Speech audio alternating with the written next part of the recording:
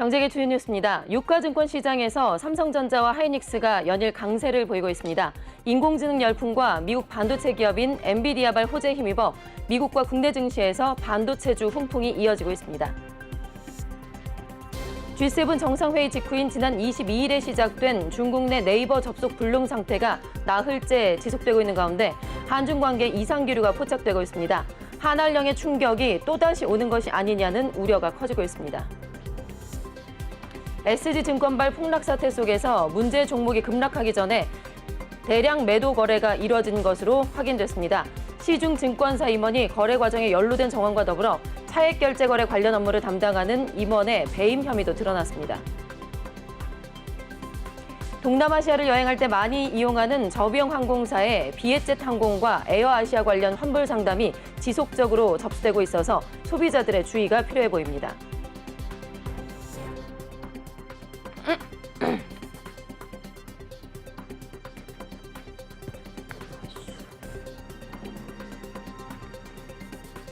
짝짝은 뭐죠?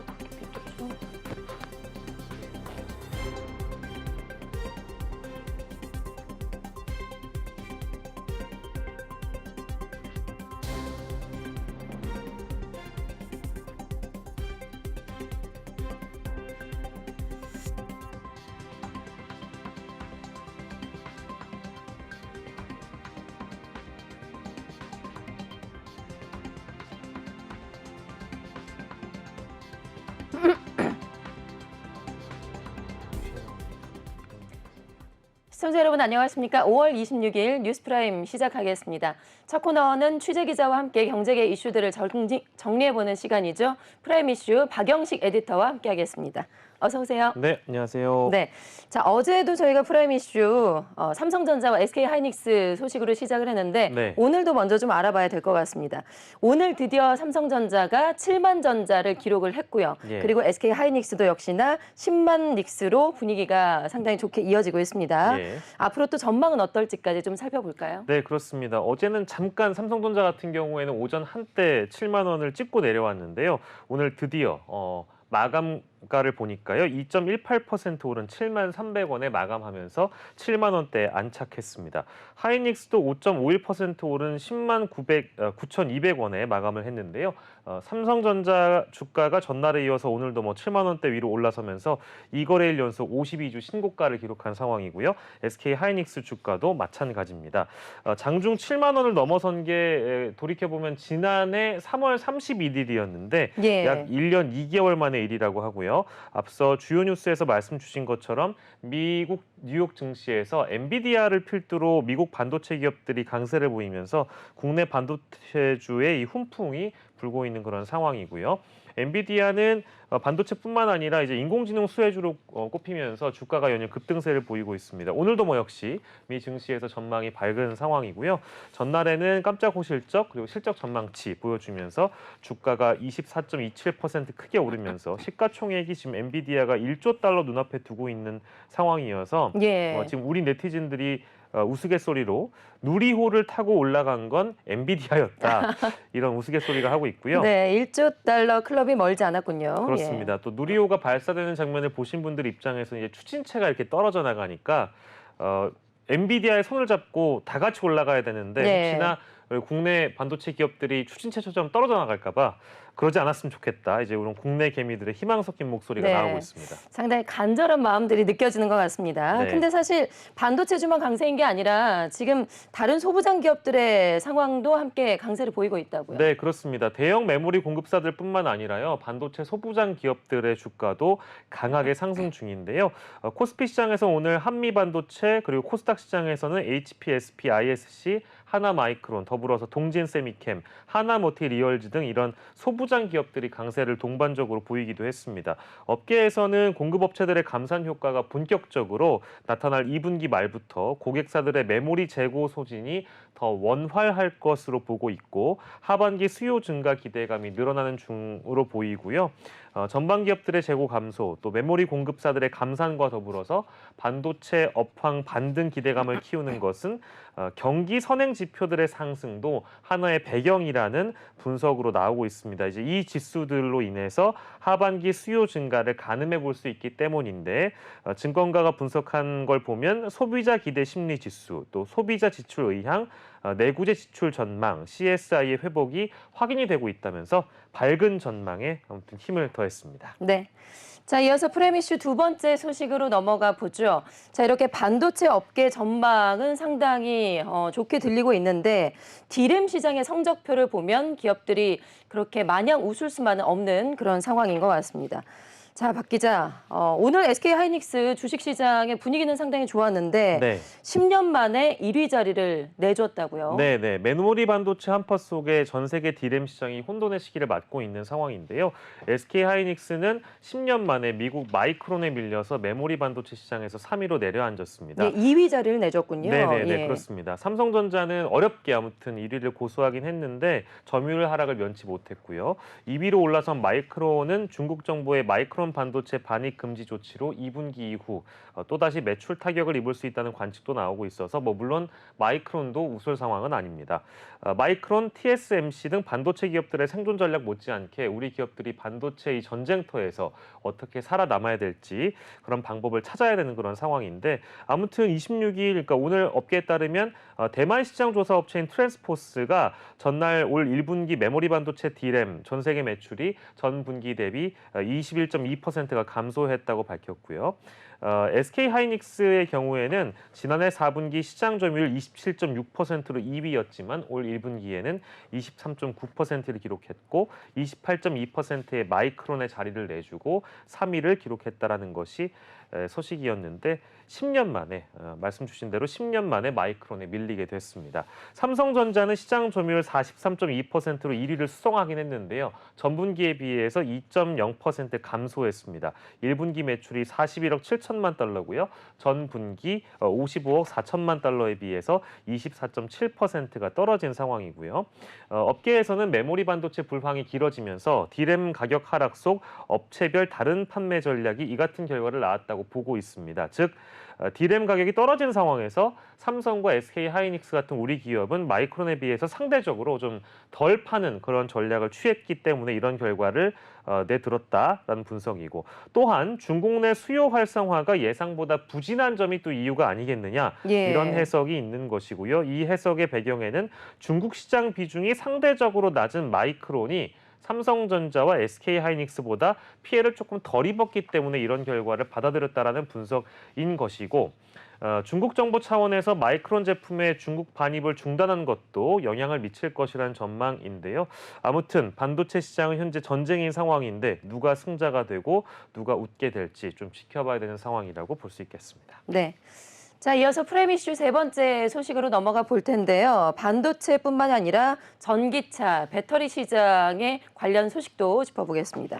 현대차그룹과 LG에너지솔루션이 지금 미국 내 배터리 합작법인을 만들고 공장을 건설한다라는 소식이 지금 배터리 업계에서는 가장 큰 화제가 되고 있는 뉴스인데요. 자, 두 회사가 손을 맞잡으면서 이제 북미 시장에서 시너지를 기대해 볼 수가 있을 것 같아요. 네, 그렇습니다. 오늘 이제 경제계 이슈 중에서는 아까 말씀드린 삼성전자 하이닉스의 주가 상승 못지않게 이 뉴스도 굉장히 많은 주목을 받은 뉴스입니다. 하지만 예상됐던 내용이기 때문에 전반적인 내용만 좀 훑어보려고 하는데요. 현대자동차와 LG엔솔이 미국 내 전기차 배터리 합작 공장을 건설할 예정입니다. 오늘 발표된 내용인데 장재훈 사장과 권영수 부회장이 참석해서 북미 배터리 합작법인 계약 체결식을 가졌다고 밝혔는데요. 양사가 올해 하반기부터 본격적인 공장 건설을 시작하는데 가동 시기는 2025년쯤에 가동할 목표로 잡고 있고요. 일단 투자 금액이 큽니다. 5조 7천억 원이고 합작법인 지분은 양사가 각각 50%씩 갖게 되고요. 여기서 생산된 배터리 셀은 현대모비스가 배터리팩으로 제작한 뒤에 HMGMA를 비롯해서 현대차 엘라베마 그리고 기아 조지아 공장 등 현대차 그룹이 미국 공장에서 생산하는 전기차의 전량 공급될 예정이라고 하고요. 아무튼 이 소식은 두 회사가 합작법인을 만들어서 미국 시장 내에서 어느 정도의 수요를 점유할 수 있겠느냐 이제 주목이 되는 상황이고요. 적극적으로 미국 전기차 수요에 대응하는 그런 모습을 보여줬다라고 볼 수 있겠습니다. 네, 이어서 네 번째 프라임 이슈 짚어보겠습니다. 이번에는 엔터주의 공룡이라고 하는 하이브와 관련한 소식을 짚어볼 텐데요. 지난해 하이브가 게임 산업에 출사표를 던진 이후에 계속해서 여러 가지 변화들이 내부적으로 좀 있었습니다. 자, 박 기자, 이번에는 자체 게임 IP 개발에 착수했다라는 소식이 들어왔어요. 네, 게임 지식재산권 개발에 하이브가 착수했다. 엄밀히 얘기하면 이제 하이브 IM이라는 계열사가 주목을 받고 있는 것인데요. 우리가 보통 전통적으로는 엔터테인먼트 업계와 게임 업계가 어떤 융화를 이룬다는 것은 잘 이해가 되지 않는 서로 원래 좀 경쟁을 하는 그런 체제로 예. 갖춰져 있거나 서로 시너지를 내거나 융화한다는 건 좀 어려운 발상이긴 한데 그게 이제 허물어져 가고 있는 추세여서 원소스 멀티유즈라는 측면에서 산업 간의 경계가 좀 무너져가고 있는 모습입니다. 하이브 못지않게 또 하이브의 계열사인 하이브 IM이 주목을 받고 있는 그런 상황인데요. 지난해 하이브에서 게임 산업이 이제 분사를 한 거죠. 네. 그러면서 하이브 IM이 새로 법인이 만들어졌습니다. 네, 자체 게임 지식재산권 개발에 몰두를 하고 있다 이런 소식입니다. 최근에 한 언론사와 정우용 하이브 IM 대표가 인터뷰를 가졌는데요. 여기서 나온 언급을 보자면 일단 프로토타입 단계의 자체 게임 개발 프로젝트를 진행 중일 뿐만 아니라 중장기적인 관점에서 핵심 지식재산권을 확보하기 위해서 게임 개발에도 직접 나설 것이라고 예측이 되고 있고요. 예. 특히 유수의 게임 인재들이 현재 하이브 IM에 속속 합류를 하면서 법인 설립 시에는 80여 명 정도밖에 되지 않았는데 조직 규모가 1년 사이에 좀 커졌습니다. 170여 명으로 2배 이상 커지는 등 양질의 인적 자원도 확보를 했다는 평가를 받고 있는 상황이고요. 하이브 IM은 일단 게임 사업에서 자체 IP를 개발하고 퍼블리셔, 투트랙 전략을 구사하고 있다고 하는데 아무튼 하이브 IM의 사업 방향은 엔터테인먼트의 경계를 확장한다는 하이브의 지향점, 방시혁 의장의 지향점과 정확하게 일치를 하고 있어서 하이브 IM이 또 게임 업계에서 어떤 혁신을 이뤄낼지 주목을 받고 있는 상황입니다. 네, 기존의 방탄소년단이나 세븐틴 같은 하이브의 슈퍼스타들을 활용해서 만든 게임도 업계에서 상당히 호황을 누리고 있다고 합니다. 네. 자, 이어서 프라임 이슈 다섯 번째 소식으로 넘어가 보죠. 한중 관계에 이상 기류가 현재 포착이 되고 있습니다. G7 정상회담이 얼마 전에 개최가 됐었는데 이 정상회담이 끝난 이후에 중국에서 상당히 심상치 않은 움직임이 일고 있다고 하는데요. 자, 박 기자, 일단 네. 어떤 일들이 일어나고 있는지 살펴볼까요? 네, 그렇습니다. 상징적인 장면들이 몇 가지가 있는데요. 일단 G7 정상회의 직후인 지난 22일에 시작된 중국 내 중국 네이버 접속 불능 예. 상태가 나흘째 지속되고 있는데 우리의 네이버 포털 사이트를 얘기하는 거죠. 그렇습니다. 지난 22일부터 웨이보인 중국판 트위터라고 부르는데 웨이보에서 네이버 사전, 그러니까 딕셔너리조차 접속이 안 된다는 현지 교민들의 글이 올라오고 있고요. 현재 베이징, 상하이 이 대도시를 포함해서 중국 전역에서 네이버의 정상 접속이 어려운 것으로 일단 확인이 되고 있고요. 중국은 2018년 10월 네이버의 카페, 블로그 등 일부 서비스 접속을 차단하긴 했는데 그간 검색이라든지 사전, 메일 이런 거는 좀 자유롭게 열어놔줬거든요. 그런데 우리 외교부에 또 물어보니까 이게 또 상황을 확인 중이라는 대답만 해버려서 실제로 중국 정부 차원에서 네이버를 차단한 것이 아니냐, 이제 차단 여부에 대한 확인이 좀 어려운 상황이고요. 예. 또 하나의 사례는 최근에 가수 겸 배우인 정용화 씨가 중국 예능 프로그램 출연을 위해서 중국에 입국을 했는데 이 출연이 또 취소가 됐다고 합니다. 네. 이게 좀 뒤늦게 알려져서 중국 통신망 등 지난 23일에 온라인 매체들이 중국 네티즌들이 정용화 씨의 출연 계획을 방송 주관 당국에 신고한 것이 출연 불발로 연결됐다고 하는데 설령 네티즌들이 출연을 하지 말아달라고 요청을 한다고 하더라도 방송국 차원에서 얼마든지 수용할 수 있는 부분이 있거든요. 근데 예. 그거를 닫아버렸다라는 것은 이것 역시도 방송국이 어떠한 보이지 않는 손에 입김에 의해서 출연이 거부된 거 아니냐, 이제 이런 추측을 낳게 하는 대목이죠. 예, 그러니까요. 앞서서 1, 2편까지 녹화를 다 떠났다고 하는데 네. 갑작스럽게 이렇게 출연이 취소가 됐다고 합니다.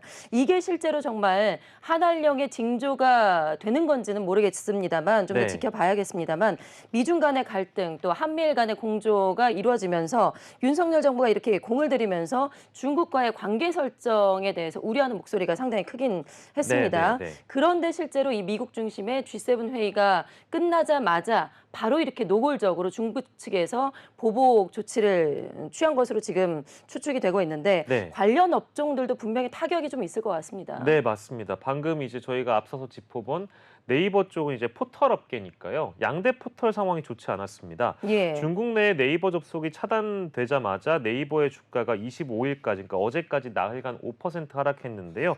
오늘도 1.7% 내린 20만 2,500원의 거래를 마감했고요. 특히 지난 24일에는 하루 만에 4.2%가 급락한 경우도 있었고 어제는 저가 매수세가 들면서 일부 하락폭을 회복하긴 했으나 이 정도의 수치였고요. 카카오 역시 24일 하루에 2.07% 하락한 데 이어서 어제도 0.18% 빠졌고 오늘은 마이너스 0.18% 내린 56,600원에 거래를 마감했습니다. 두 번째로는 엔터 업계와 콘텐츠 업계가 예의주시하고 있는 상황인데요. 예. 콘텐츠 산업은 과거에 한한령을 가장 영향을 크게 받았던 업종인데 그랬죠. 네, 그리고 또 우리 K 콘텐츠가 중국 시장에 수출이 많이 되고 있기 때문에 민감하게 반응하고 있는데요. 일단 한국콘텐츠진흥원의 자료를 좀 보면 음악, 영화, 게임 등 콘텐츠 전반을 통틀어서 2021년 기준 해외 수출액의 36%가 홍콩, 대만 등을 포함한 중화권에서 발생하고 있고 K 콘텐츠의 대중국 수출액이 2010년부터 꾸준히 증가하다가 한한령이 발동한 후인 2018년 한 해에만 많이 빠졌습니다. 약 5,200억 원이 감소했었거든요. 이후에 한한령이 완전히 해제되지 않은 상태에서도 수출액이 조금 증가했다고 하더라도 2021년에는 전년 대비 오히려 3억 2,131만 달러가 감소하는 등 거의 아까 말씀드린 대로 약 5천억 원 가깝게 감소를 했기 때문에 한한령 이후에 아무튼 상승세를 회복하지 못하는 그림을 이미 보여왔습니다. 아무튼 전망이 좋지 않습니다. 이 공연이 완전히 재개가 되면서 올 들어 급등세인 엔터테인먼트주의 경우에는 한한령이 완전히 재개되면 영향을 받을 수밖에 없을 것 같고 예. 올해 JYP, YG는 저희가 앞서 지난 시간에 전달을 드린 것처럼 52주 신고가를 달성하기도 했는데 만약에 한한령이 발동되면 이런 급등세가 다시 급락세로 돌아설 가능성이 높다. 이런 우려의 목소리가 나오고 있는데요. 다만 다행인 것은 지금 그림에서 보여드리는 것처럼 JYP의 경우에는 오늘 1.55%가 상승한 11만 3,700원에 거래 마감했고 YG, 하이브, SM도 소폭 오른 상황에서 오늘 마감되긴 했는데요. 어디까지나 가정입니다만 한한령이 맞다면 이제 이런 주가의 흐름도 언제든지 꺾일 가능성이 예. 높다라고 말씀드릴 수밖에 없겠죠. 예, 리스크가 분명히 존재 있는 것 같습니다. 특히 그 2017년에 네. 이 중국의 한한령으로 타격을 받았던 업종들 예. 이제 다시 이제 한한령이 재현되는 것이 아니냐 걱정, 우려감이 상당히 커지는 것 같습니다. 네. 그리고 게임업계 같은 경우도 이 중국과 관련이 상당히 많이 있잖아요. 네. 게임업계 상황도 분명히 좀 타격이 있지 않을까 싶은데요. 네, 엔터주, 포털업계 못지않게 K 콘텐츠 산업계 못지않게 게임업계도 상황을 굉장히 예의주시하고 있습니다. 게임업계는 올 들어 중국이 게임 판호를 발급을 일부 재개하면서 중국 매출 확대를 기대하고 있는데요. 중국의 리오프닝 효과가 연초에 기대에 미치지 못하면서 1분기 성적은 또 지지부진한 상황인데 예. 만약에 여기서 한한령이 또 강화되면 더 안 좋아질 가능성이 높겠죠. 크래프톤, NC소프트, 넷마블, 카카오게임즈 이런 주요 게임주로 구성되어 있는 KRX 게임 K뉴딜 지수가요. 지난 24일 기준 연초 대비 3.5% 올랐는데 같은 기간 코스피 지수가 15.3%, 코스닥 지수가 27.3% 오른 것과 비교하면 게임주는 아직도 좀 헤매고 있는 그런 상황인데 여기서 한한령의 피해를 입게 되면 더 많이 빠지게 될 가능성이 높습니다. 다만 콘텐츠 업체들의 중국 의존도가 예전과는 좀 줄어 있어서 영향이 좀 제한적일 것이다. 이런 목소리도 있는데요. 게임주 중에는 M게임이라는 종목과 같이 중국을 주요 타겟으로 사업하는 게임 업체의 경우에는 한한령이 굉장히 큰 타격을 줄 수도 있어서 예. 아무튼 게임 업계도 긴장하고 있는 상황입니다. 예, 우리 기업들의 피해가 더욱더 커지기 전에 뭔가 이제 정치적으로 좀 나서서 풀어야 되는 것이 아닌가, 정치적으로 뭔가 대안을 마련해야 되는 것이 아닌가 싶은데 예. 이 한한령에 대한 우려가 가시화되고 있는 대목에서 한중 간의 의원 외교에서도 네. 이게 보여졌다고 합니다. 네. 이 대목도 좀 잠깐 짚어볼까요? 그러니까요. 사실상 이 의원 외교는 물민 외교를 담당하고 있는 파트인데 이 채널마저 닫힌 거 아니냐 우려가 나오고 있습니다. 예. 일단 정치권에 따르자면은 지난해 12월 한중의원연맹 출범 당시에는 중국의 의회격인 전인대 전국인민대표대회에서 중한의원연맹을 우리로 따지면 한중의원연맹을 늦어도 지난 4월까지 출범하기로 했는데 이게 무기한 연기된 상황이고요. 이에 따라서 한국과 중국 의원들은 이 한중의원연맹 출범 이후에 공식적인 대면 교류 행사도 없어서 상견례도 하지 않았습니다. 예. 근데 한일 연맹 같은 경우에는 좀 차원이 좀 다른 움직임이어서 대통령께서 일단 한일 관계의 개선의 의지를 밝혔기 때문에 한일 의원 연맹은 한국과 일본을 오가면서 이른바 4년 만에 이 한중 의원 연맹과는 차원이 다른 그런 외교를 보여주고 있고요. 아무튼 한중 의원 연맹 관계자가 중국 측이 좀 만나자고 먼저 얘기가 된 바 있는데 지금은 그 말이 쏙 들어간 상황이었고 여러 노력을 하고 있는데 사실상 중국 의회와는 대화 채널이 다 닫혀 있는 셈이라고 덧붙였고요.